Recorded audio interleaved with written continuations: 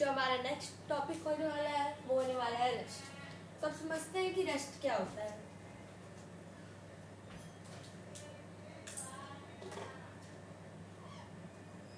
तो सबसे पहले मैं बता दूं कि एक एजम्पशन है, एक प्रिडिक्शन है कि कोई भी चीज़ रेस्ट पे हो सकती है। बिकॉज क्योंकि अभी कोई साइंटिफिकली हम लोगों ने प्रूव नहीं कर पाया कि कोई भी चीज़ रेस्ट पे है। अगर हम मानते हैं कि हम रेस्ट कर रहे हैं, हम कहीं पे भी लेट रहे हैं, ऐसे है, लेकिन तब भी अगर हम डीप पे जाके देखें तो कहीं ना कहीं हमारी अर्थ रोटेट कर रही है। अर्थ हमारी है जो वो सन के अराउंड रिवॉल्व भी कर रही है, प्लस अपने एक्सिस पे रोटेट भी कर रही है। तो वो घूम रही है, मूवमेंट कर रही है, और उस पॉइंट पे जो है हम लोग भी तो उसके अंदर ही तो है, हम लोग भी तो अर्थ पे ही रहते हैं ना। तो अर्थ पे जब अर्थ रोटेट कर रही है, जब ये घर ही घूमने रहा है, तो घर घूम रहा है तो इसका मतलब घर के साथ साथ मैं भी घूम रही हूँ, मैं रिलेटिव हूँ उससे।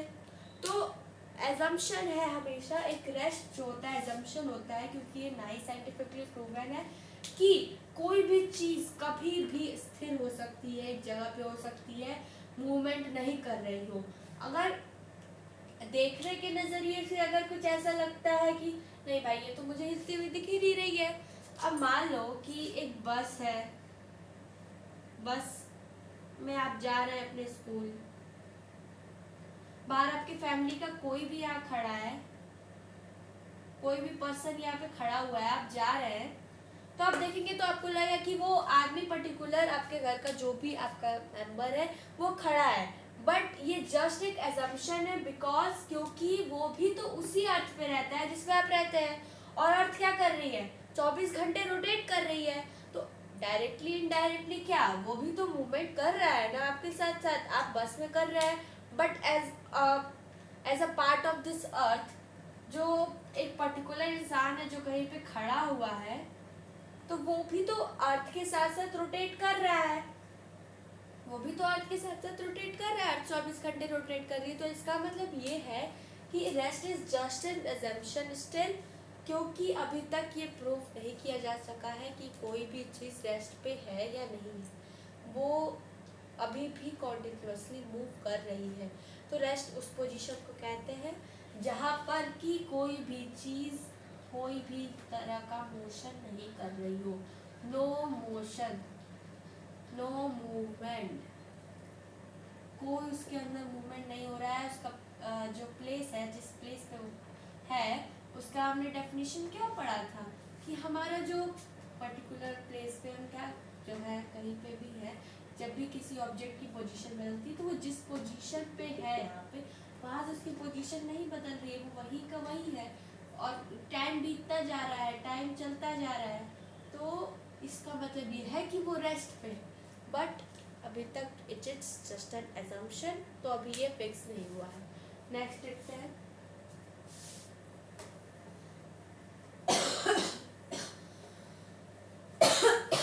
नेक्स्ट टॉपिक जो हमारा है वो है हमारा फिजिकल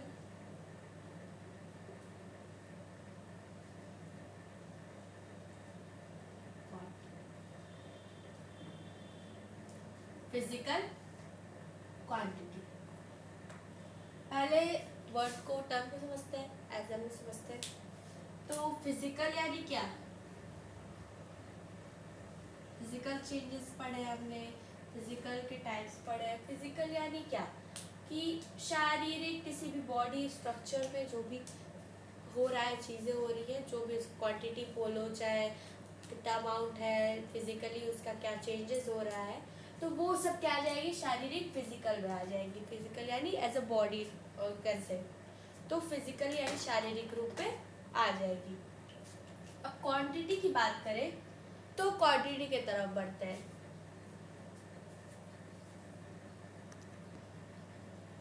तो बात करें इसके इजीएस्ट फॉर्म एंड पॉइंट्स की, तो फिजिकल क्वांटिटी क्या होती है, ये एक प्रॉपर्टी होती है मटेरियल की। क्या होती है, एक मटेरियल की प्रॉपर्टी होती है, किसी भी मटेरियल की, जो कि क्या बताती है कि वो मटेरियल जो है मेजर हो किया जा सकता है और क्वांटिफाइड है, यानी उसकी क्वांटिटी बताई जा सकती है या फिर उसका मेजर किया जा सकता है, मेजर और क्वांटिफाइड। ठीक है, तो ये उसकी प्रॉपर्टी है फिजिकल क्वांटिटी किसी भी जो है मटेरियल की।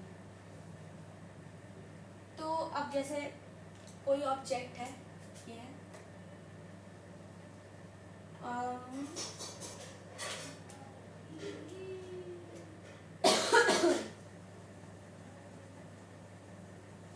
ये मान लीजिए पोटैटोज है।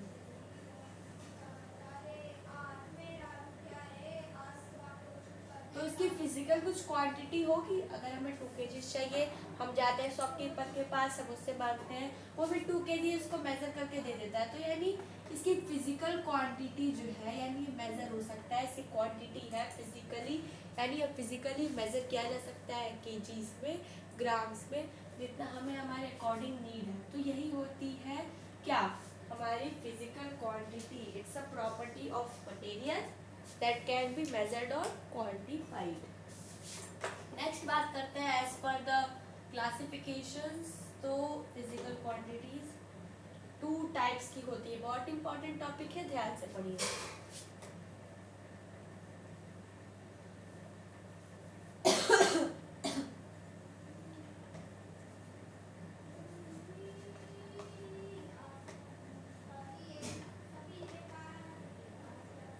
तो फिजिकल क्वांटिटी, तो अब इसमें हम 2 टाइप्स जो देखने वाले हैं वो हमारे होने वाले हैं स्केलर एंड वेक्टर।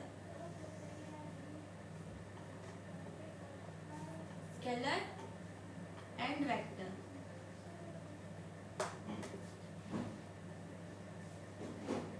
ये 2 टाइप्स को हम देखने वाले हैं जो सिर्फ फर्दर क्लासिफिकेशन है।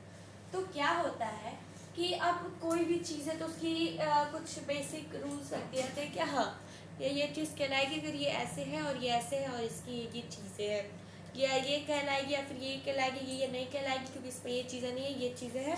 तो क्या होता है कि स्केलर क्वांटिटी वो क्वांटिटी फिजिकल क्वांटिटी होती है दैट रिक्वायर्स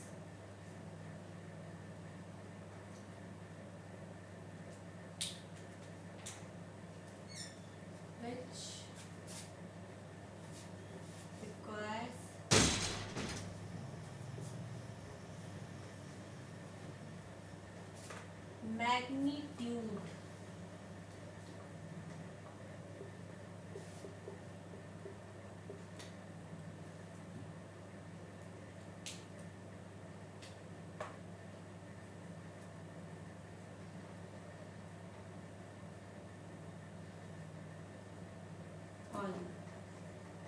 और वेक्टर वो होती है which requires, अब कुछ डिफरेंट तो होना चाहिए, both magnitude as well as direction. तो ये वो क्वांटिटीज है जिसको सिर्फ मैग्नीट्यूड चाहिए और ये वो क्वांटिटी है जिसको मैग्नीट्यूड के साथ साथ डायरेक्शन की भी ज़रूरत होती है।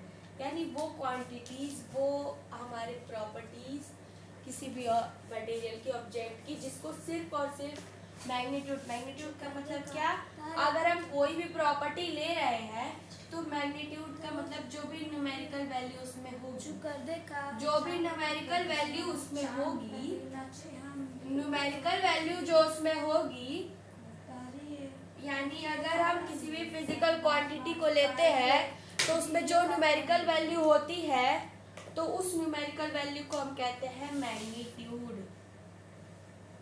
क्या कहते हैं? कुछ कर देगा, 4 कर देगा।